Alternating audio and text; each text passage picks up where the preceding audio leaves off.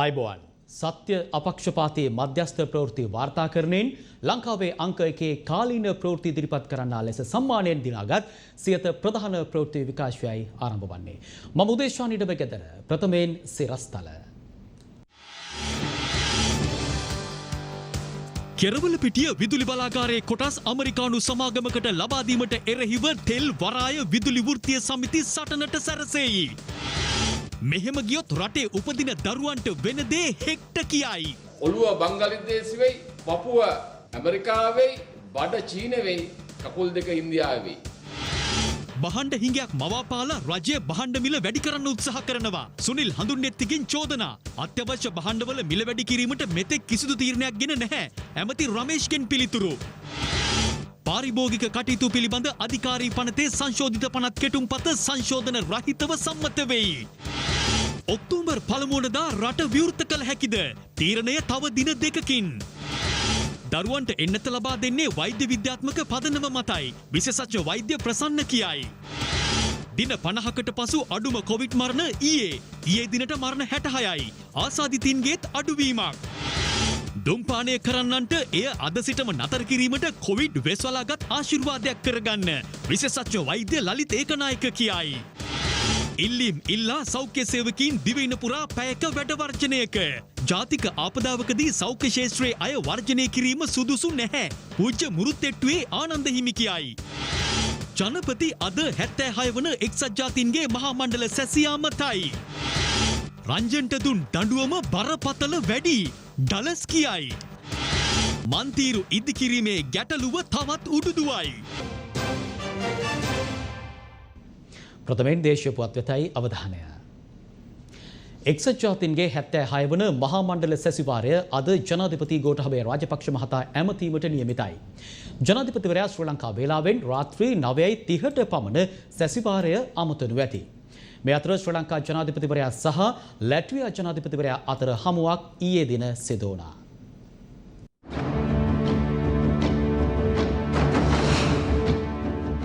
එක්සත් ජාතීන්ගේ 76 වන මහා මණ්ඩල සැසිවාරය ඊයේ ආරම්භ වුණේ ඇමරිකාවේ නිව්යෝක් නුවරදී. ඒ ඇමරිකානු ජනාධිපති ජෝ බයිඩන්ගේ ප්‍රධානත්වයෙන්.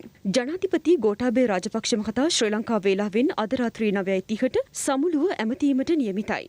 ජනාධිපතිවරයා ජනාධිපති ධුරයට පත්වීමෙන් පසුව රටින් පිටව ගොස් ජාත්‍යන්තර සමුළුවකට සහභාගී වන ප්‍රථම අවස්ථාව මෙයයි. මෙම සැසිවාරය අතරතුරදී ජනාධිපතිවරයා ඉහළ පෙළේ රාජ්‍යතාන්ත්‍රික හමු කිහිපයකටද සහභාගී වීමට නියමිතව තිබෙනවා. එක්සත් ජාතීන්ගේ මහලේකම් අන්තෝනියෝ ගුටේරස් සහ ක්වේට් අග්‍රාමාත්‍යවරයා පසුගියදා ජනාධිපතිවරයා හමු වුණා.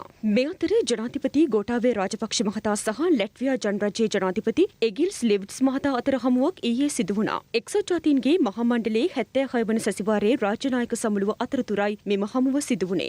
දෙරට අතර 25 වසරක තානාපති සබඳතා තවදුරටත් ද්විපාර්ශ්වීයව ඉදිරියට ගෙන යාම සඳහා ශක්තිමත්ව පියවර ගත යුතු බවයි රාජ්‍ය නායක දෙපළගේ අදහස වුණේ. කොවිඩ් වසංගතයේ හේතුවෙන් ආර්ථිකයට සහ සමාජයට එල්ල වී ඇති බලපෑම කෙරෙහි මෙහිදී රාජ්‍ය නායකයින්ගේ අවධානය යොමු වුණා. වසංගතය පහව යාමත් සමග දෙරටේ සංචාරක කර්මාන්තයේ උන්නතිය වෙනුවෙන් ගත යුතු ක්‍රියාමාර්ග පිළිබඳවද අදහස් හුවමාරු කරගෙන තිබෙනවා. අධ්‍යාපනය ඩිජිටල් තාක්ෂණ යන ක්ෂේත්‍රයන්හි දෙරට අතර සහයෝගීතාව ඉහළ නංවා ගැනීම කෙරෙහි රාජ්‍ය නායකයින්ගේ අවධානය යොමු වුණා. එක්සත් ජාතීන්ගේ ආරක්ෂක මණ්ඩලයේ සංයුතිය වෙනස් විය යුතු බව සහ ආසියාව, දකුණු අප්‍රිකාව, මැද පෙරදිග සහ දකුණු ඇමරිකානු කලාපවලට වැඩි නියෝජනයක් ලබා දීමේ අවශ්‍යතාවයද මෙහිදී දෙරටේ නායකයින් සාකච්ඡා කර තිබෙනවා.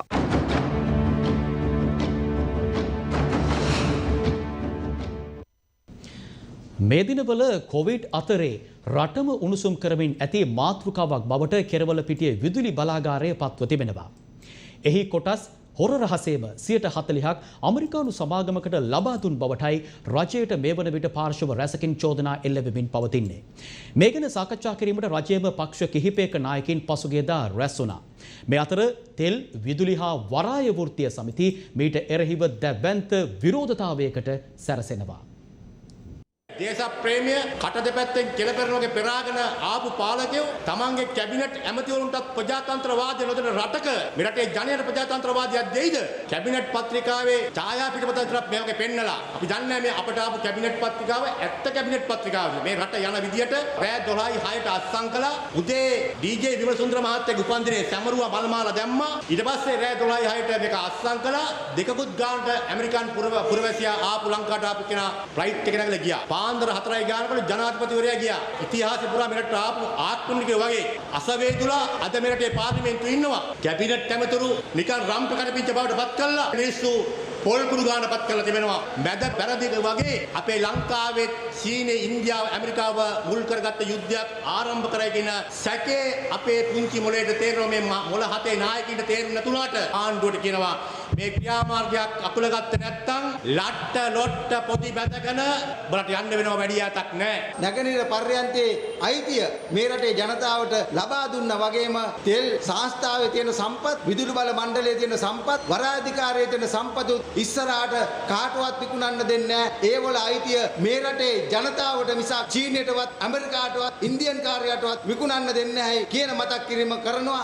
මේ ආණ්ඩුව ගේන්න අපි විශාල වැඩ කොටසක් කරා. ඒ දීපු පොරොන්දු පිළිබඳවයි ආණ්ඩුවට මතක තියෙන්න ඕනේ. ඉන්දියන් කාර්යය, ඇමරිකන් කාර්යය, චීනා කියන විදිහට වැඩ කරන්න ගියොත් එහෙම ඊළඟ ඡන්දේ තියෙන්නේ අපේ අතේ. අපිත් ඒ වෙලාවට නිවැරදි තීන්දුව ගන්නවයි කියන මතක් කිරීම කරනවා. නොරොච්චෝල විදුලි බලාගාරයේ එක ජනක යන්ත්‍රයක් නැවතුනොත් මෙගාවට් 300ක් නැතිවෙනවා. එක පළාතක විදුලි නැති වෙනවා. මෙගාවට් 900ක් නැති වෙලා යන රටක මෙගාවට් 1000ක් නැතිවුනොත් මුළු ලංකාවටම විදුලි බලය නැති වෙලා යනවා. ඔවුන්ට ඇති වෙනවා පැහැදිලිවම කේවල් කිරීමේ බලය. මේ බලන්න නාගරික සංවර්ධන අධිකාරියෙන් දාලා තියෙන දැන්වීම ඩී.ආර්. විජේවර්ධන මාවතේ තියෙන නෙළුම් කුළුම ළඟ ඉඳලා ලේක් හවුස් ආයතනයේ පහු වෙනකම් මේ 99 අවුරුදු බදු වලට මේවා විකුණන්න දාලා තියෙනවා. ඒ වගේම කොච්චර වටිනවද නුවරඑළියේ අක්කර 13ක් ලබා දෙන්න දාලා තියෙනවා. එහෙනම් මේවා කාගේවද මේ නැතිලා යන්නේ? අපේ බුතුන් මිත්තන් දිනාගත්තු ජයග්‍රහණයන්. ඉතින් ජාතික ආරක්ෂාව නැති වෙලා ගියොත් කවුද වගේ යන්නේ? ඔබේ ගෙදර ස්විච් එක දානකොට අද ඔබට ලයිට් එක තියෙයි. හැබැයි ඒ බලය ඇමරිකාවට ගියොත් එහෙම ඇමරිකාව කියන වෙලාවට විතරයි ලයිට් එක දාන්න වෙන්නේ. මේ එන්නේ MCC එක අලුත් වටයකින් නොවේද කියලා අපි මේ රටේ දේශප්‍රේමය ගැන කතා කරන සියලුම දෙනාගෙන් අපි අහනවා. දැන් රට බරපතල අනතුරකටපත් වෙලා තියෙනවා. සියලුම දෙනාට අපි ආරාධනා කරනවා අලුත් ගමනකට අවතීර්ණ වෙන්න මැදිහත් වෙමු. මං ගරුතර මහානායක හයිමුරන්ට කියනවා විදුලිය වික්ක වගේ ඔබ වහන්සේලා මහා රැයට සැතපෙනකොට දළදා මැදුරත් මේ අය විකුණනවා. සහතිකයි සත්‍යයි ඇත්තයි. ඒක නිසා මේ රටේ මහා නායක හිමියන්ට කියනවා මේ රට විකුණනවා අවදි වෙන්න. මේ රට විකුණනවට විරුද්ධව අපි තුංගලම ඔබ වහන්සේලාගේ දෙපා ළඟට එනවා. ජනතාවට දැන් කෙලවෙන්න යන්නේ. ඇමරිකාවට විදුලිය දුන්නම, වරාය චීනට දුන්නම, තෙල් ඉන්දියාවට දුන්නම මේ රටේ දුප්පත් ජනතාවගේ ජීවන තත්ත්වය කෙසේ වේද? මේ පිළිබඳව අද විපක්ෂයේද අදහස් පළ කළා. කුමන්ත්‍රණකාර ලෙස මේ රටේ දේපොළ ටික ඇමරිකාවට කුදලගෙන යන්න වැඩසටහනක් හදනවා කියන එක. යුගදනව් බලාගාරය විදුලිය කියන්නේ මේ රටේ හાર્ට් එක. එහෙම නැත්නම් හදවත මිනිස්සු. මොකද විදුලිය නැවැත්තුවොත් මේ රට සම්පූර්ණයෙන්ම එක දින දෙකක් තුල සම්පූර්ණයෙන් අඩපණ කරන්න පුළුවන්. අපි දන්නවා තවත් මර්මස්ථාන 3ක් 99 අවුරුද්දට බදු දෙන්න අවශ්‍ය කරන වැඩපිළිවෙල හදලා තියෙනවා. ඒ නිසා මේවා විකුණද්දී ඉදිරියේදී ලංකාවට නම දාන්න වෙන්නේ ඇමරිකා, චීන, ඉන්දියා, බංගලිදේශ, ලංකාව කියලා. ඉදිරි කාලේ මේ රටේ උපදින දරුවෝ උපදී ඔළුව බංගලිදේශ වෙයි, පපුව ඇමරිකාවෙයි, බඩ චීන වෙයි, කකුල් දෙක ඉන්දියාවේ වෙයි. මේ අතර අද පැවති කැබිනට් තීරණ දැනුම් දීමේ මාධ්‍ය හමුවේදී මාධ්‍යවේදීන් විසින් කෙරවලපිටිය බලාගාරයේ 40%ක කොටස් ඇමරිකානු සමාගමකට ලබා දීම සම්බන්ධයෙන් වන වාර්තා පිළිබඳව අමාත්‍යවරුන්ගෙන් ප්‍රශ්න කළා. කෙරවලපිටිය බලාගාරයේ සම්බන්ධව තමයි චෝදනාවක් එල්ල වෙනවා. ඔබතුමාලා මේ මධ්‍යම රාත්‍රියේ මේක මේ ඇමරිකානු සමාගමකට දිවිසුම් ගත කරන්න හෝ මේ පවරන්න හෝ බදු දෙන්න මධ්‍යම රාත්‍රියේ හොර රහසින්ම දිවිසුමක් අත්සන් කරා කියලා. මට ඒ ගැන වගකීමෙන් කියන්න බෑ. නමුත් විදුලි බල ඇමතිවරයා පාර්ලිමේන්තුවේදී මේ පිළිබඳව යම් ප්‍රකාශයක් කරයි කියලා අපි විශ්වාස කරනවා. කෙසේ වෙතත් දැනට තියෙන භාණ්ඩාගාර ආරංචිවල හැටියට ෆ්‍රේම්වර්ක් ඇග්‍රීමන්ට් එකක්. ඒ කියන්නේ සංකල්පමය මේ එකඟතාවයක් මේකට පැමිණි බවයි දැනගන්නට තියෙන්නේ. කෙසේ වෙතත් අද දවසේත් මේ පිළිබඳ සාකච්ඡාවක් ගරු අගමැතිතුමත් එක්ක පාර්ලිමේන්තු පරිශ්‍රය ඇතුලේ අපේ ආණ්ඩුවම නියෝජනය කරන മന്ത്രിවරු ඇමතිවරු ආශාක් යොදලා සාකච්ඡා කරනවා. ඒ නිසා එහෙම අවසන් එකඟතාවයක් නැති බව තමයි දැනගන්නට තියෙන්නේ. තොග සීමා කිරීම සිදු කර බහණ්ඩ හිඟයක් ඇති කිරමින් පාරිභෝගික බහණ්ඩ මිල ඉහළ දැමීමේ රජයේ සූදානමක් පවතින බවට ජනතා විමුක්ති පෙරමුණේ හිටපු පාර්ලිමේන්තු මන්ත්‍රී සුනිල් හඳුන්නෙත්ති මහතා චෝදනා කරනවා.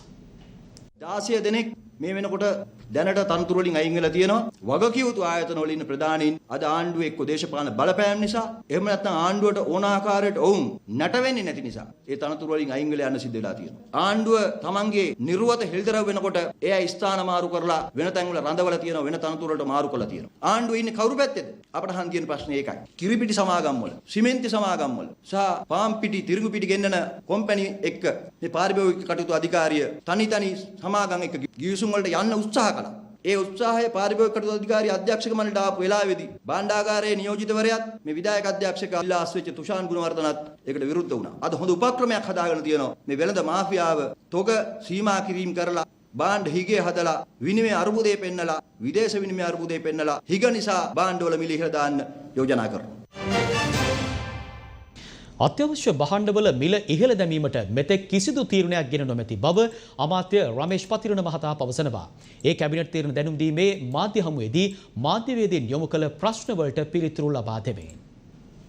සහල් කිරිපිටි සහ ගෑස් මිල වැඩි කළ යුතු බව එක් පාරිභෝගික කටයුතු සම්බන්ධ රාජ්‍ය අමාත්‍යවරයෙක් පවසනවා. මිල වැඩි කිරීමක් පිළිබඳව තීන්දුවක් අරගෙන නැහැ. නමුත් විශේෂයෙන්ම පසුගිය දිනවල ලෝක වෙළඳ පොලේ ඇතිවෙච්ච තත්ත්වයන් එක්ක ඔබ දැක්ක එක සමාගමක් ගෑස් මිල වැඩි කරන්න අවසර ඉල්ලලා වැඩි නොකිරීම හරහා පාරිභෝගික ජනතාව විශාල අපහසුතාවයකට පත් වුණා. ලෝක තත්ත්වයන් සැලකිල්ලට අරගෙන විශේෂයෙන්ම ලෝකයේ පවතින මිල ගණන් සහ සැපයුම් පිළිබඳව අර්බුදයක් විශේෂයෙන්ම ශ්‍රී ලංකාවේ පවතින ඩොලරය ඉහළ යාම පිළිබඳව තත්ත්වයන් සැලකිල්ලට අරගෙන යම් තීන්දුව తీරනවට ඉදිරියේදී එළඹෙන්න සිදුවේ. හැබැයි එවැනි මිල වැඩි කිරීමක් පිළිබඳව තීන්දුවක් අරගෙන නැහැ.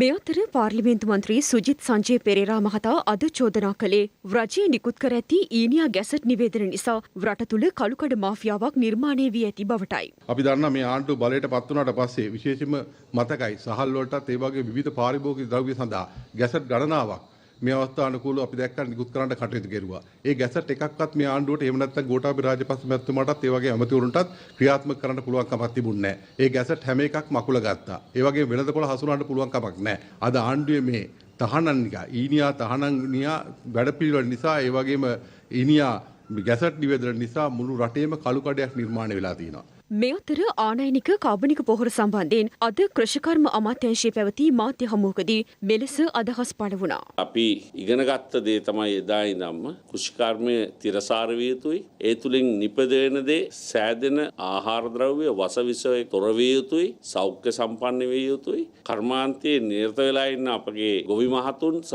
අනිකුත් ව්‍යවසායකයන් එම කෘෂිකර්මය තුලම ගොදුරක් බවට පත් නොවි ඔවුන්ට සෞඛ්‍ය සම්පන්නව ජීවත් වීමට හැකියාව තිබිය යුතුයි. මේ කියන පුළුල් දීර්ඝකාලීන සහ මධ්‍යකාලීන බලාපොරොත්තු සමග තමයි මේ රජයේ ප්‍රතිපත්තිය ක්‍රියාත්මක වෙන්නේ. කාබනික ව්‍යාපෘතිය තුලින් ඇති වෙන්නේ අවාසි සහගත තත්වයක් මේ වෙළඳපොළ බිඳ වැටීමක්ය කෘෂිකර්මයේ නැතිවීමක් කියලා කියනවා නම් ඒ තුල තියෙන ඊ타මත්ම පටු පරමාර්ථ කියන එකට අපිට පැහැදිලිව ඔප්පු කරන්න පුළුවන්. අපි පලිබෝධනාශක ප්‍රමාණය ශ්‍රී ලංකාවට ගෙනාපු ප්‍රමාණය ගත්තොත් 2013 ඉඳන් 2017 කියන වසර කිහිපයට මෙට්‍රික් ටොන් වලින් මේ ප්‍රමාණය 28640ක්. මේ කියන පලිබෝධනාශක ශ්‍රී ලංකාවට ගෙනීමේදී කිසිම අවස්ථාවක ඔය කියන පර්යේෂණාගාර තුලදී මේවා පරීක්ෂා කරලත් නැහැ. මේවා සඳහා තත්ත්ව වාර්තා අරගෙනත් නැහැ. මේ තත්ත්වය තමයි මේ රජය තුල නිවැරදි කරන්න හදන්නේ. පාර්ලිමේන්තුව අද දෙවන දිනටත් රැස් වුණා. පාරිභෝගික කටයුතු පිළිබඳ අධිකාරී පනතේ සංශෝධිත පනත් කෙටුම්පත අද සංශෝධන රහිතව සම්මත වුණා. මෙරට සුළු හා මධ්‍යම පරිමාණයේ ව්‍යවසායකින් ඉතාමත් අභියෝගාත්මක කාලවකවානුවක් පසු කරමින් සිටිනවා.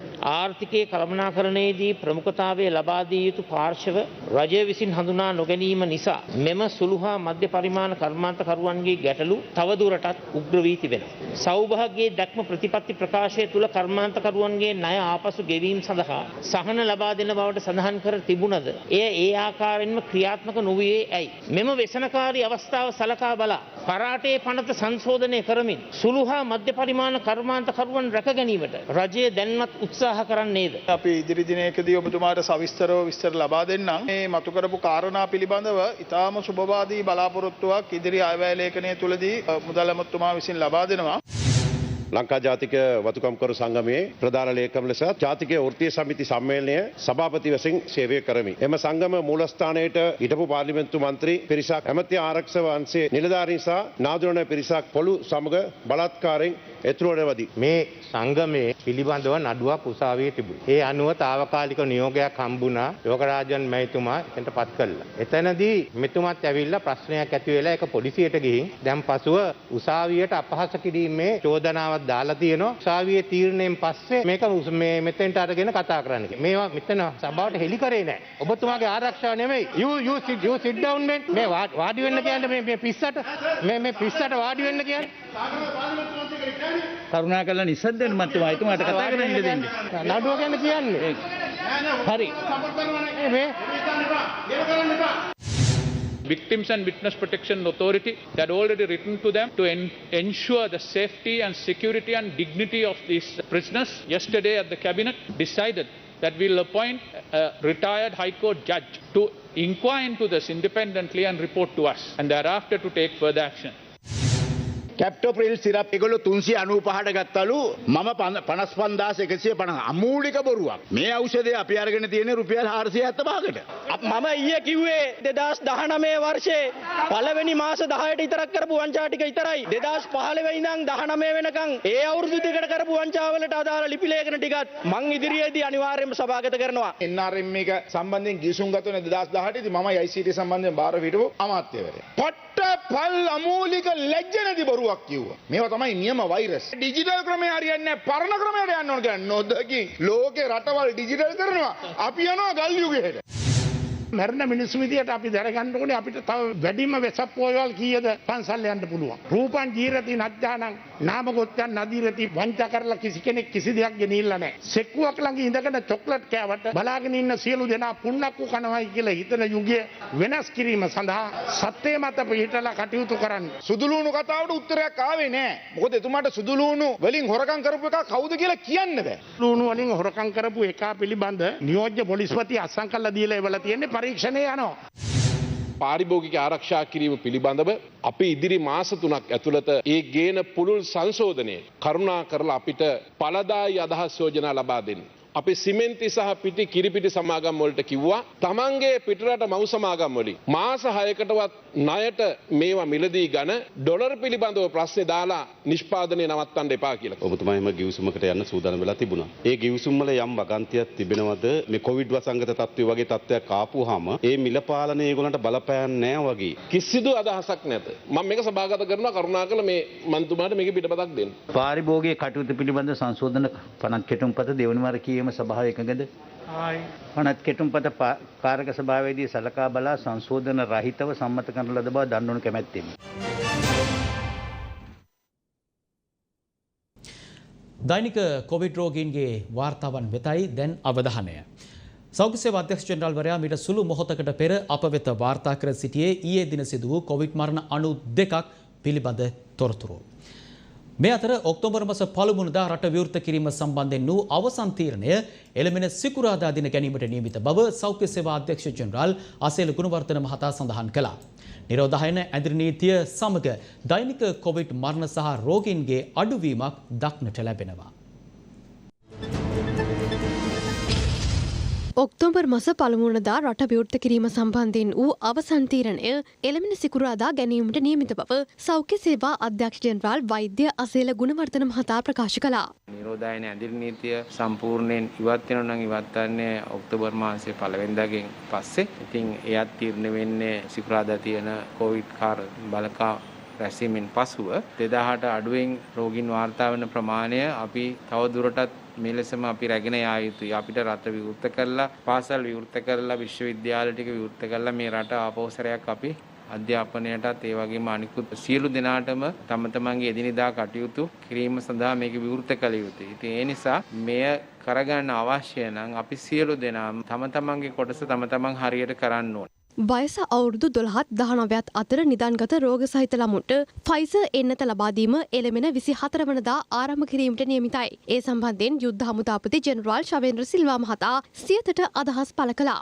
විශේෂයෙන්ම අනුරාධපුර කුරුණෑගල දිස්ත්‍රික්ක වලින් සහ කොළඹින් ආරම්භ කරලා මේ ආකාරයෙන් දිවයිනේ සියලුම දිස්ත්‍රික් වලට මේ ලබා දෙන්න එක තමයි ඊයේ දිනේදී අධිකරු ජනාධිපතිතුමා විසින් උපදෙස් ලබා දුන්නේ. ඒ අනුව සිකුරාදා සිට මේ එන්නත්කරණය ආරම්භ කිරීමට කටයුතු කරලා තිබෙනවා. මෙහිදී විශේෂයෙන්ම අර සායනන් වලට සම්බන්ධ වන එවැනි රෝග තත්ත්වයේ සිටින වයස අවුරුදු 12 19ත් අතර වූ දුවා දරුවන්ට එන්නත්කරණය ආරම්භ කිරීමට කටයුතු සම්පාදනය කරලා තිබෙනවා. මේ අතර දරුවන්ට කොවිඩ් මර්ධන එන්නත ලබා දෙන්නේ දැනට නිකුත් වී ඇති වෛද්‍ය විද්‍යාත්මක දත්ත පදනම් කරගෙන පවයි විශේෂඥ වෛද්‍ය ප්‍රසන්න ගුණසේන මහතා සඳහන් කළේ. පාසල් ආරම්භ කරන්න කියලා නිර්දේශ දීලා තියෙනවා. එතකොට පාසල් ආරම්භ කරන්න පෙර ළමයින්ට එන්නත්කරණය අවසන් කරන්න බලාපොරොත්තු වෙනවද කොහොමද? ඒ සම්බන්ධයෙන් ඇත්ත වශයෙන්ම ලෝකයේ තාම මම හිතන්නේ හරියටම තීන්දුවක් තියෙනවා කියලා. ලෝකයේ ඇතැම් රටවල් තියෙනවා එන්නත්කරණයට පස්සේ පාසල් ආරම්භ කරපු රටවල්, සමහර රටවල් තියෙනවා පාසල් ආරම්භ කරලා තියෙනවා එන්නත් කරන්න කලින්. නමුත් ලංකාවේ එන්නත්කරණය සඳහා කොහොමද පාසල් විවෘත කරන්නේ කොහොමද කියන එක පිළිබඳ නිර්දේශයක් නැවතත් අර ACCD කියන ආයතනය අපේ එන්නත්කරණය සහ වසංගත සම්බන්ධ විශේෂඥ කමිටුව තමයි කියන්නේ. එයාගේ නිර්දේශයන් අනුව ආරම්භ කළ හැකි පාසල් ආරම්භ කරනවා. එන්නත්කරණයෙන් පස්සේ ආරම්භ කළ යුතු පාසල් එන්නත්කරණයෙන් පස්සේ ආරම්භ. මේ අතර පාසල් ආරම්භ කිරීම සම්බන්ධයෙන් කැබිනට් තීරණ දැනුම් දීමේ මාධ්‍ය හමුවේදීද අදහස් පළ වුණා. ඔක්තෝබර් 1 වෙනිදා සිට රට විවෘත කිරීමට රජය සූදානම්ද එක්කම පාසල් විවෘත කිරීමේ කටයුතු කොහොමද කොයි ආකාරයකට සිදු කරන්න බලාපොරොත්තු වෙන්නේ කියලා. ඊටාම ධනාත්මකව බලාගෙන ඉන්නවා අපේ දූල පුතාලා නැවත පාසලට පැමිණෙන දිනය අපිට ආසන්න වෙන බව දැනෙනවා. කොවිඩ් රෝගීන්ගේ සංඛ්‍යාත්මක පහළ බැසීම, මරණවල සංඛ්‍යාත්මක පහත බැසීම අපිට අවබෝධ වෙනවා. ඒ නිසා ක්‍රමක්‍රමයෙන් වසංගත තත්ත්වය දුරු වෙන බව අපි හැමදෙනාටම රහසක් නෙමෙයි. දින 50කට පසු අඩුම දෛනික කොවිඩ් මරණ ඊයේ වාර්තා වුණා. ඒ මරණ 66ක් ලෙසයි. එසේම ඊයේ දිනේදී කොවිඩ් රෝගීන් 1321 දෙනෙකුට වාර්තා වුණා. එන්නත් කරන කටයුතු දිවයින පුරා අදත් සිදු කෙරුණේ මේ ආකාරයෙන්.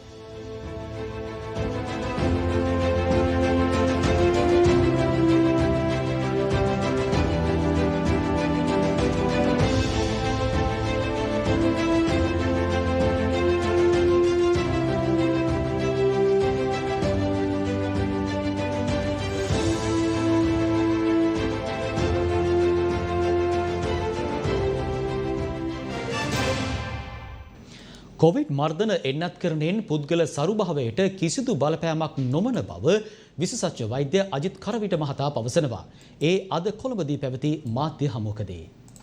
HIV ආසාදනයක් තියෙන කෙනෙකුට කොවිඩ් ආසාදනය ආවම ටිකක් යම් තරමක අවදානම් තත්ත්වයක් නැතිවීමේ ප්‍රවණතාවයක් තියෙනවා. ඒ වගේම HIV ආසාදනය නිසා කෙනෙක්ගේ ප්‍රතිශක්තිය දුර්වලයි කෙනෙක් නම් ඒ අයට අර වැක්සින් කන්වර්ෂන් එක පොඩ්ඩක් ප්‍රමාද වෙන්න පුළුවන්. ඒ කියන්නේ ප්‍රතිදේහ ගොඩ නැගීමට යම් කිසි කාලයක් ගත වීම වගේ කාරණා නිසා ඒගොල්ලෝ කොවිඩ් වලට තියෙන ආරක්ෂිත තත්ත්වය තරමක් අඩුවීමක් වෙන නිසා ඉක්මනින්ම ලබාගත හැකි එන්නත ලබා ගන්න කියලා අපි ආරාධනා කරනවා. ඒ වැක්සින් එක දීලා පළවෙනි ඩෝස් එක දෙවෙනි ඩෝස් එක දීලා පස්සේ සරුභාවය සඳහා පරීක්ෂණ කරලා තියෙනවා. ඒ පරීක්ෂණ වලින් පැහැදිලිව කියනවා මේ වෙනසක් වෙලා නැහැ. ෆැෂන් එකට මේකට බය වෙන ගතියකුත් තියෙනවා වගේ පේනවා. ස්නායු රෝග බොහෝ විට අපි දකින්න ලැබෙනවා මේ කොවිඩ් රෝගීන් අතර. මේ කොවිඩ් රෝගය ආරම්භ වීමට හඳුනා ගැනීමට කලින් තියෙන අවස්ථාවල් වගේම කොවිඩ් රෝගය නිසා රෝගියා රෝහල්ගතව ඉන්න අවස්ථාව තුලත් ස්නායු රෝග සහ රෝග ලක්ෂණ ඇති. බොහෝ විට අපි දකිනවා හිරිවැටි, අනිනව වගේ දැනෙනවා. ඒ වගේ රෝග ලක්ෂණ සමග රෝගීන් අපිට පැමිණෙනවා. සුවය ලැබලා ගෙදර ඉන්න අයත් නිින්ද ඇතිතරම් ලබා ගැනීම වැදගත්, ජලය ලබා ගැනීම, සාමාන්‍ය ව්‍යායාමයක් නිරන්තරයෙන් කරන්න පුරුදු වීම, Tamanට පුළුවන් මට්ටම තුළ නොකළ යුතු දෙයක් තමයි අධික ව්‍යායාම ලබා ගැනීම. දුම්පානය කරන පුද්ගලයින්ට එය නැවැත්වීමට කොවිඩ් වෛරසය වෙස්වලාගත් ආශිර්වාදයක් බවට පත්ව ඇති බව කායික රෝග විශේෂඥ වෛද්‍ය ලලිත් ඒකනායක මහතා සියතට ප්‍රකාශ කළා. දුම්පානය නිසා ලෝපුරා වසරකට අහිමි වන ජීවිත සංඛ්‍යාව මිලියන 8ක්. දුම්පානය කරන අයට මෙම රෝගය වැළඳුනාම අසාධ්‍යතාවයට පත්වීම සහ මිය යෑම ප්‍රවණතාවය අනිකුත් රෝගීන්ට වඩා වැඩි. මේකට හේතු හරියම පැහැදිලි. කොරෝනා වෛරසය ආක්‍රමණය කරන්නේ අපගේ ශ්වසන පද්ධතිය. එම නිසා දුම්පානය කරන අයගේ ශ්වසන පද්ධතිය දුර්වලයි. වෛරසය ඊට ඉක්මනින් අපගේ ශ්වසන පද්ධතිය ආක්‍රමණය කරන්නට පුළුවන්. දුම්පානය කිරීම නිසා හෘදයාබාධ, අධිරුධිර පීඩනය, කොලෙස්ටරෝල් වැඩි වීම, දියවැඩියාව, ඒ වගේම තමයි පෙනහැල්ලේ ආබාධ, පෙනහැල්ලේ පිළිකා, ලිංගික දුබලතාවය වෙන රෝගාබාධ ඇති වෙනවා. දුම්පානය කිරීම නිසා ලෝකයේ වසර වසරකට මිලියන 8ක් පමණ ජනතාවක් මිය යනවා. දැනට කොරෝනා රෝගයෙන් නිසා මිය ගිහිලා තියෙන්නේ මිලියන 4.5ක්.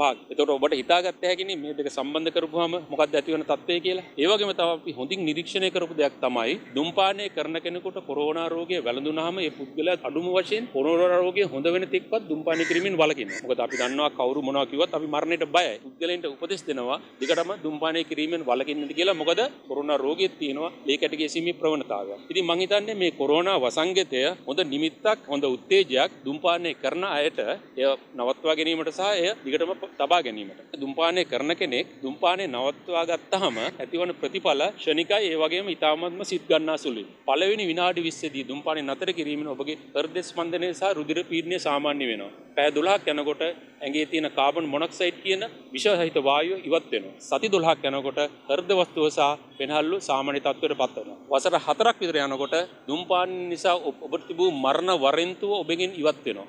ඉතින් මං හිතන්නේ මාරාන්තික කොරෝනා වසංගතය ධූමපානය කරන අයට එය නැවැත්වීමට ලැබුණු විශ්වලාගත ආශිර්වාදයක්. හිල්ලීම් කිහිපයක් මුල් කර ගනිමින් සෞඛ්‍ය වෘත්තීය සමිති කිහිපයක් අද පැයක වැඩ වර්ජනයක නිරත වුණා. සිය ගැටලු සඳහා නිසි විසඳුම් නොලැබෙන්නේ නම් ලබන සඳුදා සිට අඛණ්ඩ වෘත්තීය ක්‍රියාමාර්ගයකට එළඹෙන බවයි ඔවුන් පවසන්නේ. ඉල්ලීම් කිහිපයක් මුල් කර ගනිමින් සෞඛ්‍ය වෘත්තීය සමිති කිහිපයක් අද දිවයින පුරා දහවල් 12 සිට පස්වරු 1 දක්වා වර්ජන ක්‍රියාමාර්ගයක නිරත වුණා.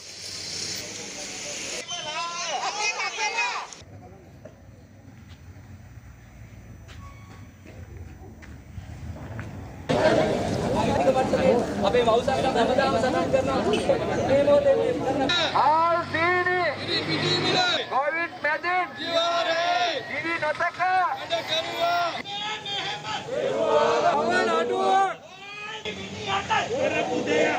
මේ සම්බන්ධයෙන් රජයේ හෙද නිලධාරීන්ගේ සංගමයේ සභාපති සමන් රත්නප්‍රිය මහතා මෙලෙස අදහස් පළ කළා. ආණ්ඩුවට කොවිඩ් රෝගීන් බේරගන්න බෑ. ආණ්ඩුවට කොවිඩ් රෝගීන් වලට සත්කාර ප්‍රතිකාර දෙන්න බෑ. ඒ සත්කාර සේවාව ප්‍රතිකාර සේවාව පවත්වාගෙන යන්නේ සෞඛ්‍ය කාර්ය මණ්ඩලය. එවන සෞඛ්‍ය කාර්ය මණ්ඩලයට මූලිකත්වය දීලා එයාගේ අඩුපාඩුකම් සම්පූර්ණ කරන එක ආණ්ඩුවක් විදියට තියෙන වගකීම. ඒක කරන්නේ නැහැ. අද කොවිඩ් නිසා අසාධනය වෙලා තියෙනවා 8000ක් විතර වගේ සෞඛ්‍ය කාර්ය මණ්ඩලය. අද රෝගීන් අඩු වෙලා තියෙනවා, මරණ සංඛ්‍යාව අඩු වෙලා තියෙනවා. ඒක හොඳයි. හැබැයි ඕනෑම මොහොතක මේ කියන අකාර්යක්ෂම කළමනාකරණය ඇතුලේ තව රැල්ලක් ඇති විය හැකියි. ආණ්ඩුවට සෞඛ්‍ය අමාත්‍යාංශයට ඇමතිවරයාට කල් දෙනවා මේ සිකුරාද වෙනකම්. සිකුරාද වෙනකොට සෞඛ්‍ය අමාත්‍යාංශයේ උත්තරයක් දෙන්නේ නැත්නම් සඳුදා අපි මේට වඩා බරපතල ක්‍රියාමාර්ගයක් ගන්නවාමයි. කෙසේ වෙතත් රටේ මේ මොහොතේ පවතින තත්ත්වය හමුවේ වර්ජන ක්‍රියාමාර්ගයකට නොයන බවයි එක්සත් හෙද සංගමයේ සභාපති පූජ්‍ය මුරුත්තෙට්ටුවේ ආනන්ද හිමියන් ප්‍රකාශ කළේ.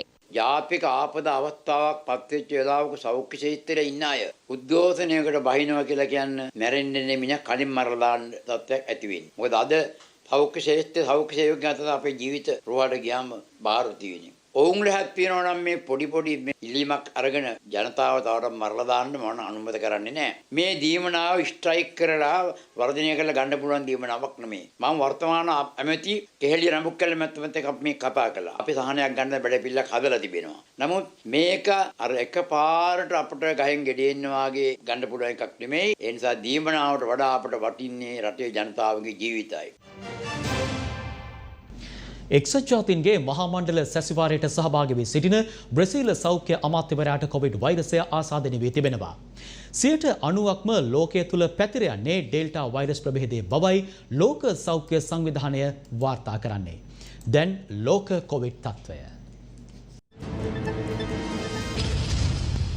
නිව්යෝර්ක්හි පැවැත්වෙන එක්සත් ජාතීන්ගේ මහා මණ්ඩලයට පැමිණ සිටියේදී බ්‍රසීල සෞඛ්‍ය ඇමතිවරයා කොවිඩ් ආසාදිතයෙකු බව තහවුරු වී තිබෙනවා. බ්‍රසීල සෞඛ්‍ය ඇමති මාර්සෙලෝ කරෝගා නිව්යෝර්ක් නගරයේදී කොවිඩ් පරීක්ෂණයකට ලක් කර ඇති බවයි වාර්තා වන්නේ. මේ බව බ්‍රසීල ජනාධිපති කාර්යාලය ඊයේ නිවේදනය කළා. බ්‍රසීල නියෝජිත කණ්ඩායම් සමාජිකයන් කිසිවකුට තවම කොවිඩ් ආසාදිත බවට තහවුරු වී නැහැ. තමා නිව්යෝර්ක්හි දින 14ක් නිරෝධායනය වෙන බවත් ඔහුගේ නියෝජිත කණ්ඩායම්ද ඇමරිකාවෙන් පිටතට නොවන බවත් ඇමතිවරයා මාධ්‍යයට පවසා තිබෙනවා.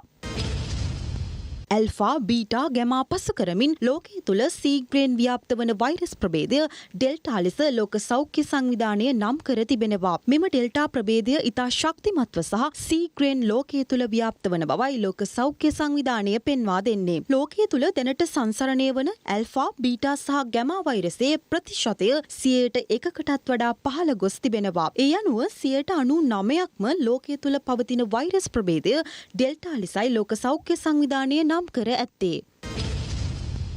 ඇමරිකා එක්සත් ජනපදය කොවැක්ස් පහසුකම යටතේ කොවිඩ් එන්නත් මිලියන 500ක් ලෝකයේ පුරා බෙදා හැරීමට සූදානම් වනවා. ඒ අනුව ඇමරිකාව මෙතෙක් පරිත්‍යාග කර ඇති කොවිඩ් එන්නත් ප්‍රමාණය බිලියන 1ක් පමණ වන බවයි එරට බලධාරීන් පවසන්නේ. ලෝකයේ වෙනත් රටවල් සඳහා කොවිඩ් එන්නත් මිලියන 160ක් සඳහා ඇමරිකානු ඩොලර් බිලියන 15ක් පමණ මේ වන විටත් ලබා දී ඇති බව ජෝ බයිඩන් ජනාධිපතිවරයා ප්‍රකාශ කළා. ඒ ඊයේ එක්සත් ජාතීන්ගේ මහා මණ්ඩලයේදී මේ වන විට චීනයෙන්ද ඩෙල්ටා රෝගීන් වැඩි වශයෙන් වාර්තා වන බව විදෙස් මාධ්‍ය වාර්තා කරනවා. චීනයේ හිලුන්ජියන් ප්‍රාන්තයේ අගනුවර වන හර්බින් අර්ධ වශයෙන් වසා දැමීමට එරට රජය තීරණය කර තිබෙනවා. ඒ මාස 6කට පසු ප්‍රථම වතාවට දේශීය කොවිඩ් රෝගීන් 16ක් චීනයෙන් වාර්තා වීමත් සමගයි.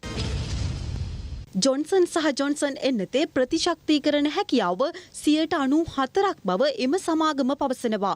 මෙම එන්නත පිළිබඳ නවතම පරීක්ෂණ වාර්තාව එළිදැක්වීම ඊයේ සිදු කෙරුණා. එහිදී සමාගම පවසන්නේ ජොන්සන් සහ ජොන්සන් එන්නත් දෙකම ගත් පුද්ගලයෙකුට නැවත කොවිඩ් වැළඳීමේ හැකියාව 6%ක් තරම් අඩු ප්‍රතිශතයක් බවයි.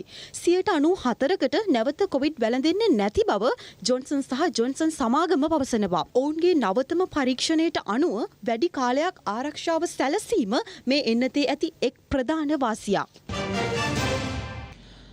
පොළොන්නරුවේ ඇවිදින මන්තීරුව දැන් රටේ තවත් ප්‍රශ්නයක් බවට පත් වෙලා.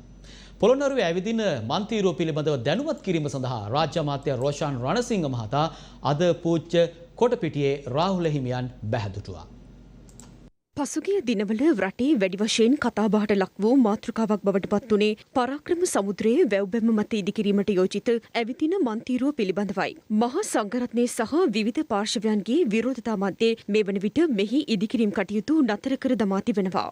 මේ අතර මේ සම්බන්ධයෙන් දැනුවත් කිරීම සඳහා රාජ්‍ය අමාත්‍ය රොෂාන් රණසිංහ මහතා අද පෙරවරුවේ වාත්තුව ශ්‍රී බෝධිරාජාරාම විහාරාධිපති කෝට්ටේ ශ්‍රී කල්යාණී සාමග්‍රී ධර්ම මහා සංඝ සභාවේ අනුනායක මහාචාර්ය පූජ්‍ය කොටපිටියේ රාහුල හිමියන් බැහැදුටුවා.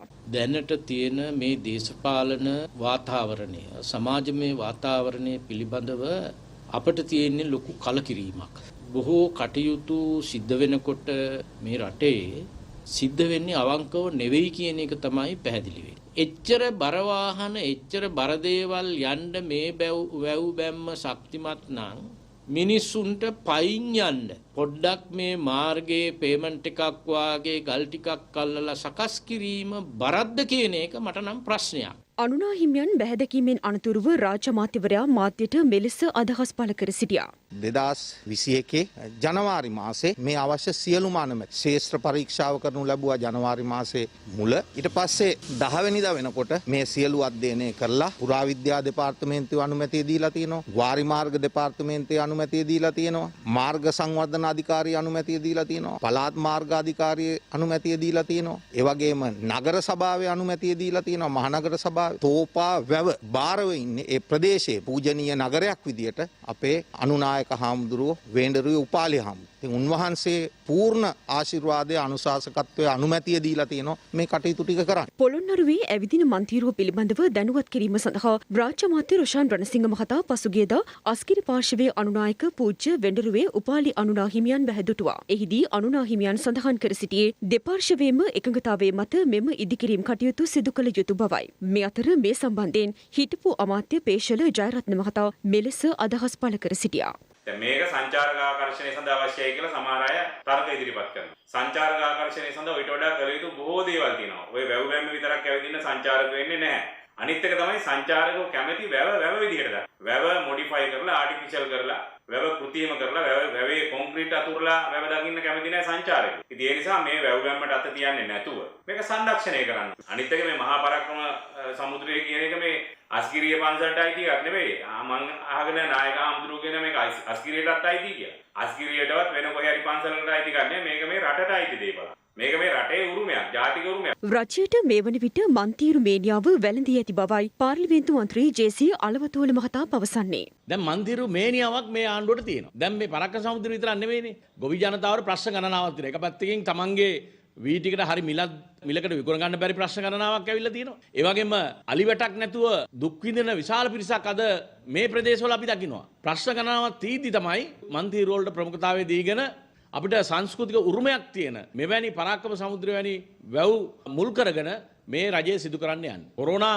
වදුරින් අපි හැමෝම දඟලන වෙලාවේ මුළු රටම උකස් කරලා විදේශයන්ට විකුණන තැනකට මේ රාජපක්ෂ පාලනය අද පත් වෙලා තියෙනවා. ඒ නිසා කොන්ද කෙලින් තියෙන නිලධාරීන් මෙවෙන් ඉල්ලාස් වෙනවා. මෙම ඇවිදින මන්තීරුව ඉදිකිරීමට පරාක්‍රම සමුද්‍රය සුරකීමේ ව්‍යාපාරය දිගින් දිගටම සිය විරෝධය පළ කරමින් සිටින පසුබිමක අද දින පරාක්‍රම සමුද්‍රය යටතේ ගොවිතැන් කටයුතු සිදු කරන ගොවි ජනතාව ප්‍රකාශ කර සිටියේ මෙම ව්‍යාපෘතිය තුළින් වැව් බැම්මට හොඳ ආරක්ෂාවක් ලැබෙන බවයි.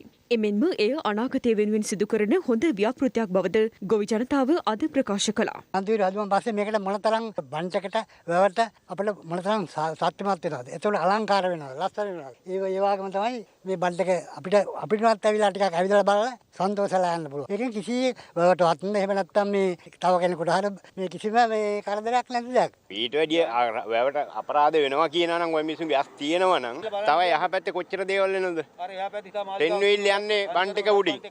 කියනවා මේක වෙච්චහම කරනවා බන්ට් එක කැඩෙනවා කියලා. එහෙනම් ඉතින් මේ අපිත් දැන් හරක් දානකොට උනා කියනවා බන්ට් එකට හරක් දාන්න එපා කියලා. ඒගොල්ලන්ගේ ටෙන් වීල් යන්න හොඳයි. පරාක්‍රම බහුව වැවෙන් තමයි අපි පෝෂණය වෙන්නේ. අපේ කුඹුරු ඒ සියලු දෙම කරන්නේ මේ වැවේ යන වතුර ටිකෙන්. එතකොට අපි ඇත්තටම මේ වගේ සංවර්ධනයක් කරලා මේ වගේ වැවක් ප්‍රතිසංස්කරණය කරලා මේ බන්ට් එක ශක්තිමත් හදනවට අපි හදවතින්ම රොෂාන් රණසිංහ ඇමතුමාට අපි ස්තුතිවන්ත වෙනවා. මොකද ඒක බලන් ඉන්න බැරි ජඩයෝ ටිකක් ඇවිල්ලා මේ කඩා කප්පල් කරනවා. ඇත්තටම මේක අපේ දරුවන්ට ලොකු වාසනාවක්. අපේ දරුවන්ට ලොකු සම්පතක් මේක.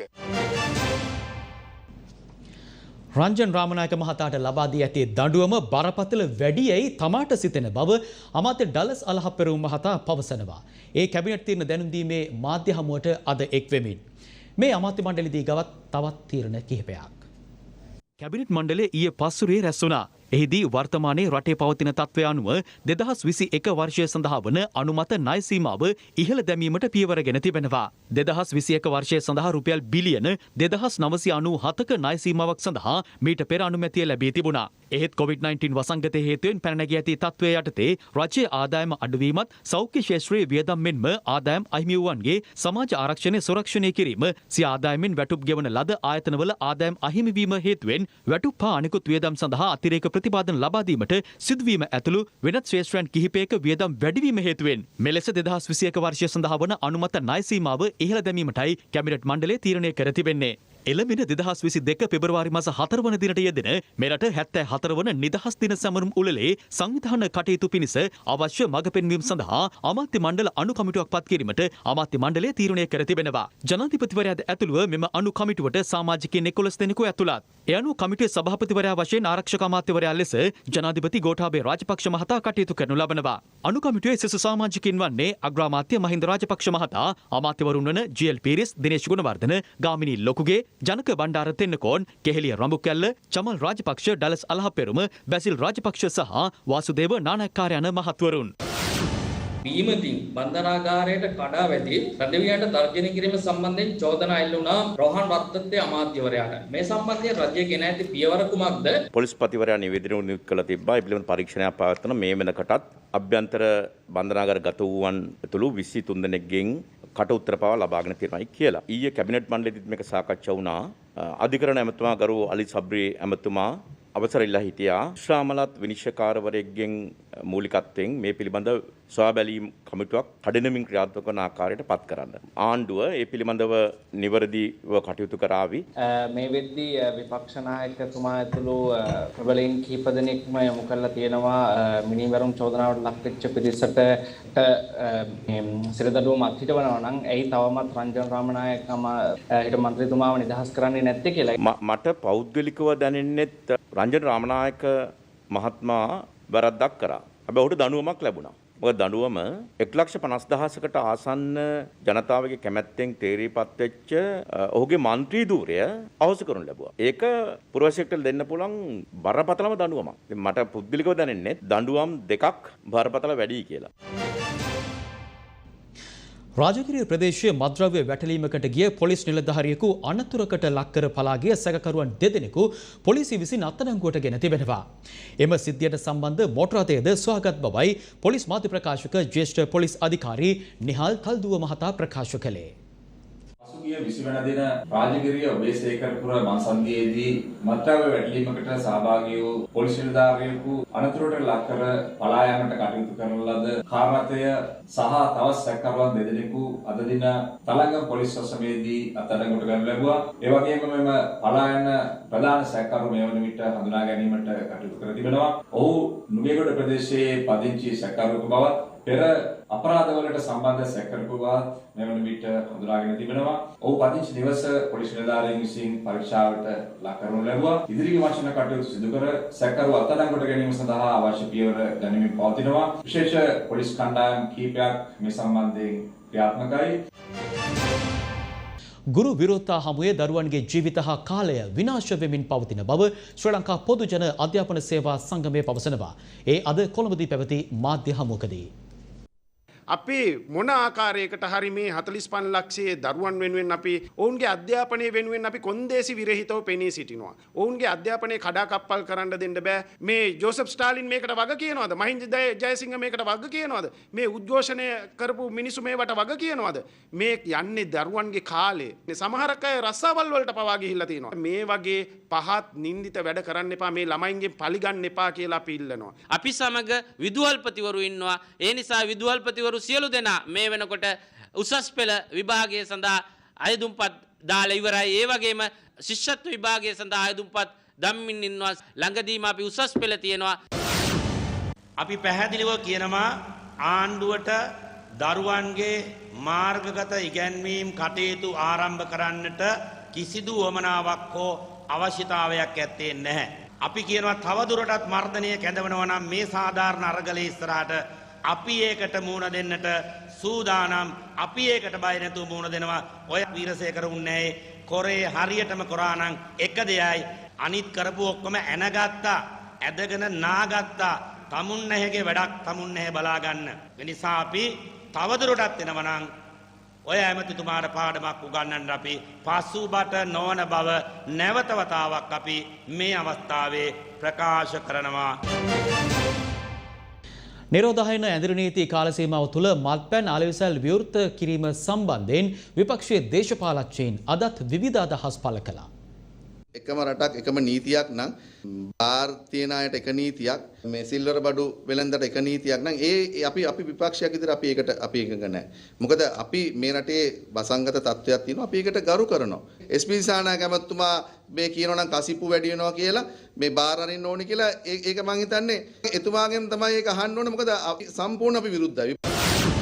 ඇඳිරි නීතිය කියන එකට බලු මාක් වැටලා තියෙනවා. දැන් ඇඳිරි නීතිය කියන එකවත් මිනිස්සුන්ට මොකද්ද කියලා දන්නේ නැත්නම්ට දැන් ඕන දෙයක් අරක්කු බෝතලේ බයිට් පැකට් එක නැත්නම් ඩෙවල් එක සෝඩා බෝතලේ අරගෙන පාර යන්න පුළුවන්. දැකපු නැජ්ජහ සහගතම වැඩේ තමයි එදා බාර් ටික අරිනවා අර රාහක් කොළ තියෙන කිරිපිටි පැකට් එකක් සීනි කිලෝ එකක් පරිප්පු කිලෝ එකක් අලවි කරන්න ඊ වැඩ පිළිලක් සකස් කරලා නැහැ.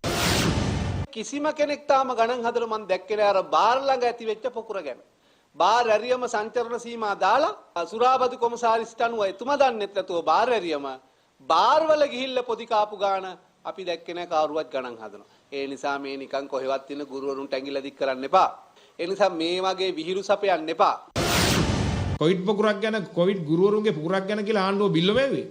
හැබැයි එකපාරට වෛද්‍ය උපදෙස් නොතකා මේ ආණ්ඩුව දිගින් දිගටම මේ කොවිඩ් ජීවිතත් එක්ක සෙල්ලම් කළා වගේ එදා බාර් ඇරියා දැන් දිගටම බාර් ඇරිලා දැන් ප්‍රශ්නයක් නැහැ රටේ. ඉතින් ආණ්ඩුව ඒ වගේ තුට්ටු දෙකට වැල්ලා තියෙන ආණ්ඩුවක් මේ. අධිකරණ පුවත් කිහිපයක් දැන් කෙටියෙන්. පළාත් පාලන ආයතන කිහිපයක් නියෝජනය කළ එක්සත් ජාතික පක්ෂයේ පළාත් පාලන මන්ත්‍රීවරු 19 දෙනෙකු නිරපා හැරීම හේතුවෙන් මතුවන පුරප්පාඩු සඳහා ඊට වෙනත් අය නම් කිරීම වළක්වාලමින් කොළඹ දිසා අධිකරණය විසින් එම පක්ෂයේ නායක රනිල් වික්‍රමසිංහ ඇතුළු පිරිසක් වෙත වාරණ නියෝගයක් නිකුත් කර තිබෙනවා.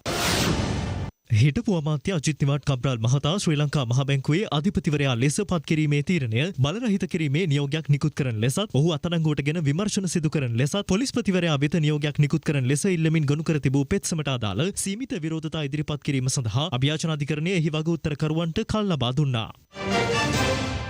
ප්‍රධාන ප්‍රවෘත්ති ප්‍රකාශය මින් නිමවට පත්වනවා. www.siyathanews.lk වෙබ් අඩවියට පිවිස තවත් පුවත් දැනගන්න. රාත්‍රී 9:35ට යලි හමු යමු. සුබ සන්ධ්‍යාවක්. දිනපතා අලුත් වීඩියෝ සහ ප්‍රවෘත්ති නැරඹීමට ඉහත බටන් එක ක්ලික් කර සියත TV සබ්ස්ක්‍රයිබ් කරන්න.